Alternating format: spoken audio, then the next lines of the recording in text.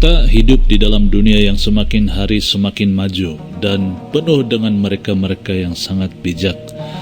Dan kebijaksanaan itu membawa kepada komen-komen negatif seperti ini. Dan juga ini. Namun, tidak perlulah kita mempedulikan kata-kata yang sangat bijak daripada mereka. Kerana jika batu berjumpa batu, ia akan menghasilkan bunyi yang bising. Namun apabila batu berjumpa air, ianya adalah sebaliknya. Jadi, jadilah orang yang bijak untuk berfikir sebelum bertindak sesuatu. Bersama saya, host Anda pada malam ini, BDT, berjumpa sekali lagi di segmen Cerita Satu Malam. Malam ini, BDT Channel telah mengkompilasikan beberapa video yang menarik khas untuk informatif rakan-rakan di luar sana. Oke? Dari zaman dulu lagi, hukuman sudah memang diwujudkan. Seiringan waktu berjalan, alat-alat penyiksaan ini semakin lama semakin dilupakan.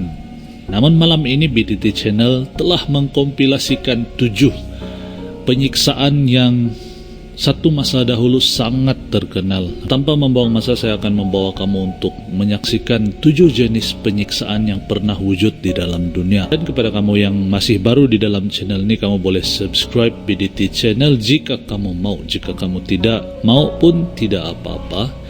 Dan semoga saja kompilasi ini dapat menghibur kamu, oke? Dan memberi info tambahan untuk kamu. Tanpa membuang masa, sama-sama kita menonton 7 penyiksaan yang pernah wujud pada zaman dahulu.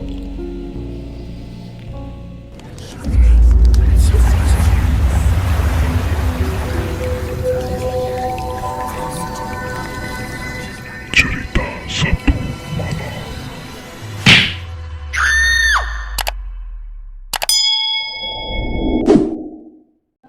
Spanish Donkey juga dikenali sebagai Chevrolet di dalam bahasa Perancis. Ia digunakan untuk memotong separuh tubuh mangsa menerusi alat sulitnya. Ia wujud ketika zaman pertengahan sewaktu pemerintahan Spanyol. Banduan persekutuan semasa berlakunya perang saudara juga menggunakan alatan ini untuk menghukum para banduan. Spanish Donkey mengandungi baji segitiga yang sangat tajam disokong oleh 2 atau 4 kaki. Mangsa akan dipaksa untuk duduk di atas alatan ini dalam keadaan terkangkang. Ia dilitupi oleh paku bagi memotong pangkal paha mangsa dengan mudah.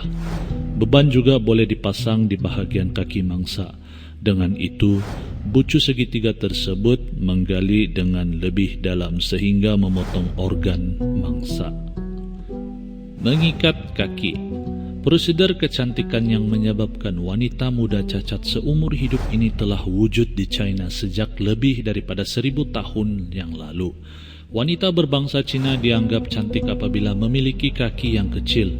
Oleh itu, keluarga yang kaya raya akan mengikat kaki anak perempuan mereka bagi menarik perhatian golongan lelaki yang dirasakan layak untuk dijadikan suami. Panjang kaki yang ideal ialah 3 inci sahaja, dipanggil sebagai teratai emas, manakala teratai perak merujuk kepada kaki sepanjang 4 inci. Kaki yang lebih panjang dari itu dianggap sebagai teratai besi, di mana ianya tidak diterima untuk menjalani proses ini. Demi memiliki kaki kecil yang diidam-idamkan, jari kaki mangsa dipecahkan dan diikat ke belakang dengan kain sutera. Mangsa kemudian dipaksa berjalan dengan kaki yang cacat supaya lengkungan yang ada pecah secara berterusan. Dari masa ke semasa, kain itu dibungkus dengan lebih ketat sehingga panjang kaki yang diinginkan tercapai. Sunat. Menurut World Health Organization, lebih daripada 200 juta wanita pernah melakukan prosedur ini. Ia juga dikenali sebagai mutilasi alat sulit. Tidak seperti sunat bagi kaum lelaki, ia tidak mempunyai sebarang manfaat dari segi kesihatan.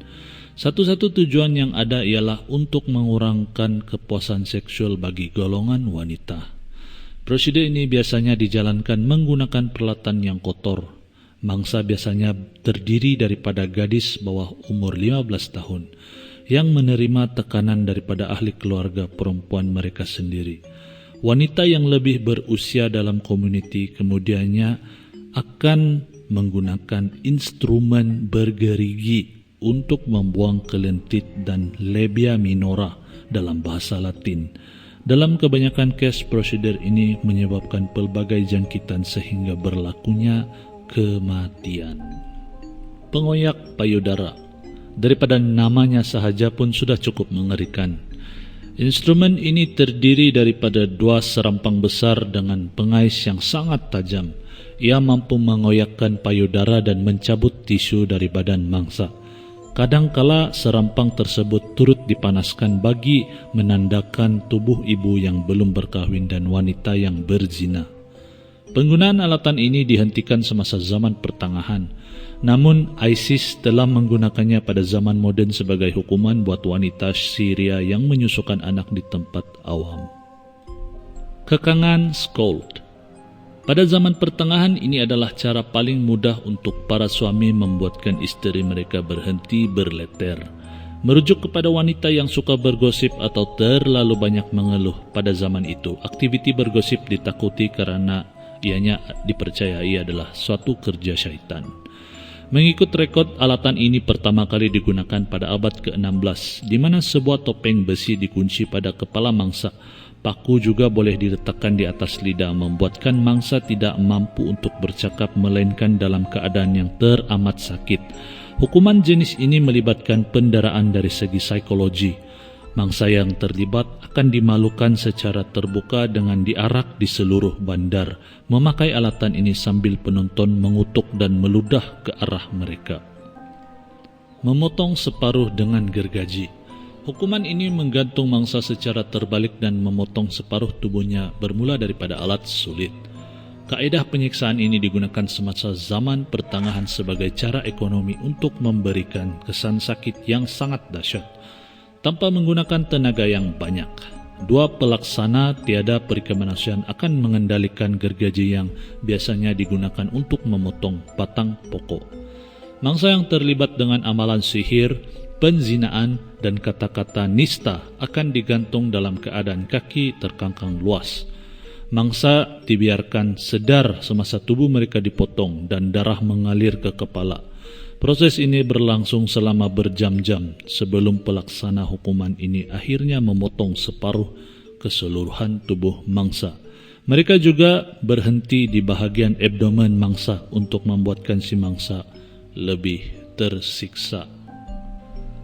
Buah pia kesengsaraan. Alat seksaan ini digunakan pada zaman pertengahan, yaitu menghampiri abad ke-17. Namanya diambil karena persamaan bentuknya dengan buah pia.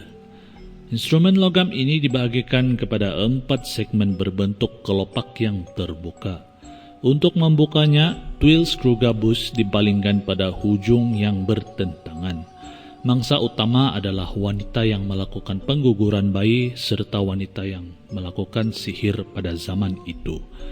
Ianya dimasukkan ke dalam alat sulit dan akan terbuka secara perlahan-lahan, merobek organ pembiakan si mangsa. Alat ini juga digunakan terhadap mereka yang mengamalkan hubungan homoseksual. Buat mereka yang mengamalkan ajaran sesat, ia diubah suai untuk dimasukkan secara paksa ke dalam mulut pesalah. Ia juga diperluaskan sehingga memecahkan tulang rahang mangsa.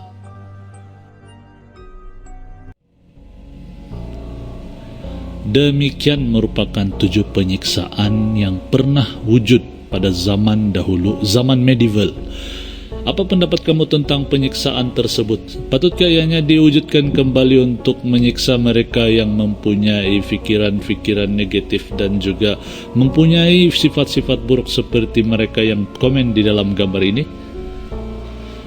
Berikan pendapat kamu di ruangan komen di bawah, oke? Sampai di sini video saya pada kali ini. Jangan lupa sekali lagi kepada yang baru di channel ini untuk subscribe PDT Channel jika kamu mau. Jika tidak pun tidak apa-apa. Dan bantu untuk share, like, serta komen video ini jika ini bermanfaat untuk kamu, oke? Kita akan berjumpa lagi di episode seterusnya dan berjumpa lagi. Ciao.